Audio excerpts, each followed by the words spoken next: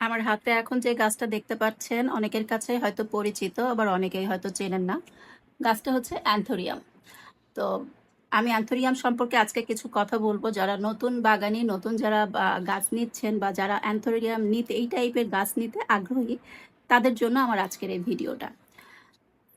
Anthurium এই টাইপের গাছগুলো আসলে আমাদের যারা বড় বড় সেলার আছেন, মানে যারা করেন, তারা কিন্তু বাইরে থেকে ইম্পোর্ট করেন। এগুলো সব থাইল্যান্ড বা হচ্ছে আপনার চায়না থেকে এগুলো ইম্পোর্ট করা হয়। বড় বড় বাগানিরা যারা মানে গাছ সেল করেন, তারা কিন্তু এগুলো হচ্ছে চায়না বা থাইল্যান্ড থেকে তারা ইম্পোর্ট করে।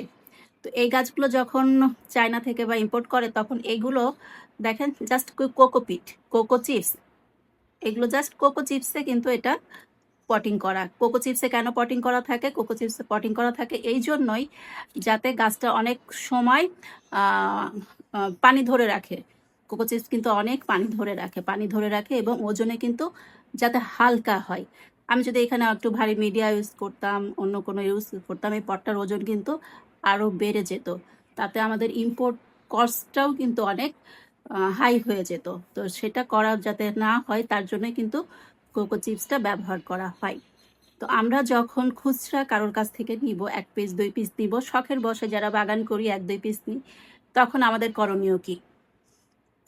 আমরা যখন কোনো গাছ নিয়ে আসবো, নিয়ে এসে সেই গাছটা আমরা কিছুদিন, 7-8 দিন, যেহেতু একটা অন্য পরিবেশ থেকে নতুন পরিবেশে আসতেছে গাছটা, আমরা কিছুদিন সেটাকে রেস্টে রাখবো ছায়ায়, যাতে গাছটা, আমরা যেমন একটা জার্নি করলে ধকল হয়ে যায়, ধকল স্ট্রেচ চলে আসে, একটা ধকল শরীরে চলে আসে, তো গাছের ক্ষেত্রেও কিন্তু সেটা।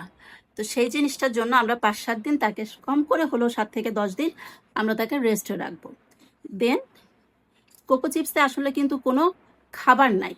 একটা কোকো চিপসে কি কোনো খাবার আছে? এর মধ্যে কোনো খাবার নাই। তারপরেও কিন্তু দেখেন গাছটা যথেষ্ট যুদ্ধ করতেছে বেঁচে থাকার জন্য। অনেক স্ট্রাগল করতেছে। তো আমরা চেষ্টা করব একদম সঙ্গে, সঙ্গে নিয়ে আসার পরে 7 দিন রেস্টে রাখবো এবং তার মিডিয়াটা আমরা চেঞ্জ করে একটা প্রপার মিডিয়াতে আমরা দিব। এই হচ্ছে যেহেতু এটা এখনো প্রপার মিডিয়া পাই নাই, যার জন্য গাছটা কিন্তু এখনো স্ট্রেসে আছে। তার কোনো কিন্তু সজীবতা নাই। কিন্তু সে বেঁচে থাকার জন্য অনেক যুদ্ধ করতেছে। তো নেক্সট ভিডিওতে ইনশাল্লাহ আমি দেখিয়ে দিব এর হচ্ছে কি কি মিডিয়ায় আমরা রাখতে পারি এবং কিভাবে এর যত্ন নিতে পারি। তো প্রথমে যেটা বললাম যে কখনোই আমরা এই শুধু কোকো চিপসে কোনো গাছ রাখবো না। এটা কিন্তু অর্কিড জাতীয় গাছ না। অর্কিড জাতীয় বা অন্য কোনো জাতীয় গাছ হতো, তাইলে হয়তো কোকো চিপসে সার্ভাইভ করতে পারতো। কিন্তু যেহেতু এটা একটা অ্যান্থোরিয়াম, তো এটার জন্য এটা পারফেক্ট মিডিয়া না। এটা জাস্ট ইম্পোর্ট করার জন্যই শুধু কোকো চিপসে রাখা হয়, তাছাড়া কিন্তু আর কোনো কারণ নাই। এটা যদি একটা প্রপার মিডিয়া পাই, দেন এটা কিন্তু এতদিনে আরও সুন্দর হতো। তো এরকম সুন্দর সুন্দর আরও ভিডিও পাওয়ার জন্য সাথে থাকবেন।